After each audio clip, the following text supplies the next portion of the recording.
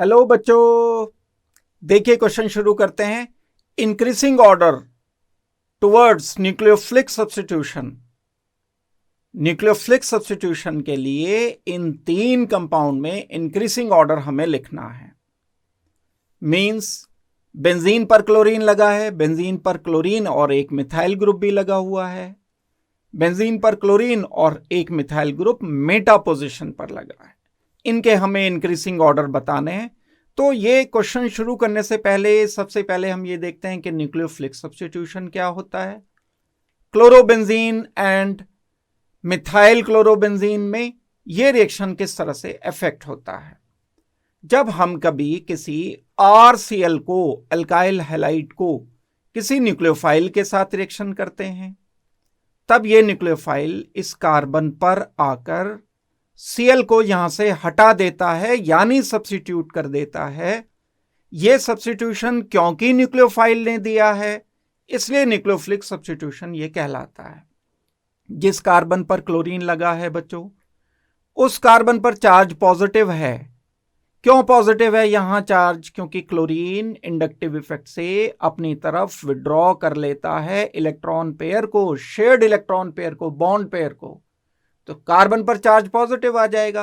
अब ये न्यूक्लियोफाइल इसके साथ इंटरेक्शन करेगा, तो जैसे ये न्यूक्लियोफाइल आएगा ऐसे क्लोरीन यहां से हट जाएगा और R न्यूक्लियोफाइल एक प्रोडक्ट बन जाएगा। इस रिएक्शन को हम न्यूक्लियोफिलिक सब्स्टिट्यूशन रिएक्शन कहते हैं, SN कहते हैं। यह रिएक्शन RCl पर, अल्काइल हैलाइड पर आसान होता है। यह अल्काइल हैलाइड पर क्यों आसान है? क्योंकि इस कार्बन पर हाइब्रिडाइजेशन जिससे क्लोरीन लगा है sp3 हाइब्रिडाइजेशन है, और sp3 carbon and chlorine bond आसानी से टूट जाते हैं, इसलिए यह रिएक्शन आसानी से हो जाता है। लेकिन यही रिएक्शन अगर मैं करना चाहता हूं क्लोरोबेंजीन पर, अब अगर मैं रिएक्शन ये करूंगा क्लोरोबेंजीन पर, तब यह रिएक्शन न्यूक्लियोफाइल के साथ डिफिकल्टी से होगा। न्यूक्लियोफाइल इस कार्बन पर ठीक है रिएक्शन कर सकता है, क्लोरीन ठीक है यहां से हट सकता है, लेकिन अगर मैं कोई ऐसा प्रोडक्ट बनाना चाहता हूं, Cl हटाकर उसकी जगह न्यूक्लियोफाइल लिखना चाहता हूं, यानी न्यूक्लियोफिलिक सब्स्टिट्यूशन करना चाहता हूं, तब यह रिएक्शन क्लोरोबेंजीन में, बेंजीन पर अगर क्लोरीन लगा है तो बहुत डिफिकल्ट होता है। क्यों डिफिकल्ट होता है? क्योंकि जिस कार्बन पर क्लोरीन लगा है वो कार्बन sp2 हाइब्रिडाइज्ड है। sp2 हाइब्रिडाइज्ड होने के कारण इसकी इलेक्ट्रोनेगेटिविटी कार्बन की इस sp3 कार्बन के कंपैरिजन में ज्यादा है, तो यहां पॉजिटिव चार्ज कुछ कम है। देखो इलेक्ट्रोनेगेटिविटी का ऑर्डर देखो, sp2 कार्बन की इलेक्ट्रोनेगेटिविटी sp3 कार्बन के कंपैरिजन में ज्यादा। अब अगर ये ज्यादा इलेक्ट्रोनेगेटिव है, ये कम इलेक्ट्रोनेगेटिव है, तो यहां पॉजिटिव चार्ज ज्यादा आएगा। इस कार्बन पर पॉजिटिव चार्ज कम होना चाहिए। दैट मीन्स ये न्यूक्लियोफाइल कम पॉजिटिव चार्ज पर मुश्किल से रिएक्शन करेगा। Moreover sp2 and chlorine bond, sp2 carbon and chlorine bond का जो स्ट्रेंथ है, बॉन्ड स्ट्रेंथ, वो स्ट्रेंथ ज्यादा है। बॉन्ड स्ट्रेंथ ज्यादा होने के कारण ये आसानी से टूट नहीं पाएगा, इसलिए ये रिएक्शन डिफिकल्ट है।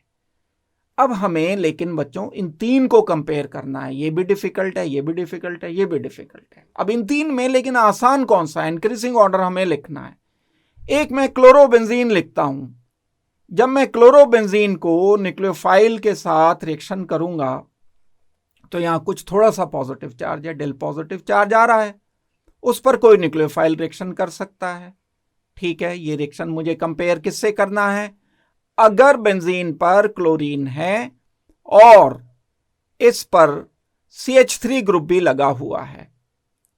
CH3 ग्रुप मैं पहले ये वाला ले लेता हूं कि मेटा पोजीशन पर लगा हुआ है, या ऑर्थो पोजीशन वाला चलो लिख लेता हूं। CH3 ग्रुप क्या करते हैं? इलेक्ट्रॉन डोनेटिंग होते हैं, इलेक्ट्रॉन रिलीजिंग ग्रुप होते हैं अल्काइल ग्रुप्स। तो यहां पर जो बच्चों क्लोरीन के कारण थोड़ा सा पॉजिटिव चार्ज आया था, वो पॉजिटिव चार्ज इस CH3 ने रिड्यूस कर दिया, कम कर दिया। अब हम क्या करते हैं, एक और देखते हैं।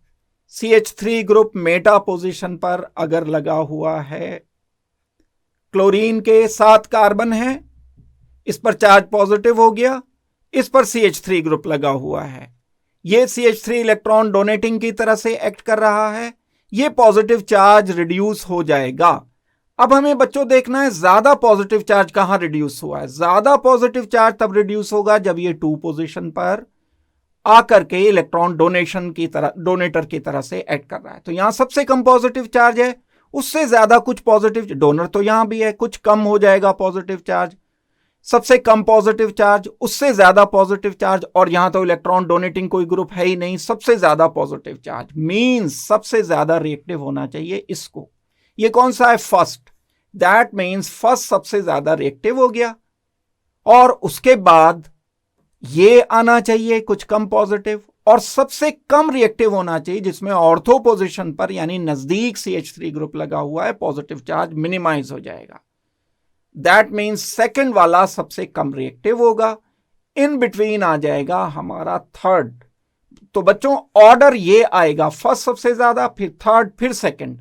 तो इसमें हम चेक करते हैं कौन सा ऑर्डर आ रहा है। देखो फर्स्ट सबसे ज्यादा, फिर थर्ड, फिर सेकंड, दैट मीन्स ये ऑर्डर फॉलो हो रहा है डी में। इस क्वेश्चन का बच्चों फाइनल आंसर हमारा आ जाना चाहिए डी। तो इसलिए हमने ये डी फाइनल आंसर रिपोर्ट किया। Thank you very much and good luck.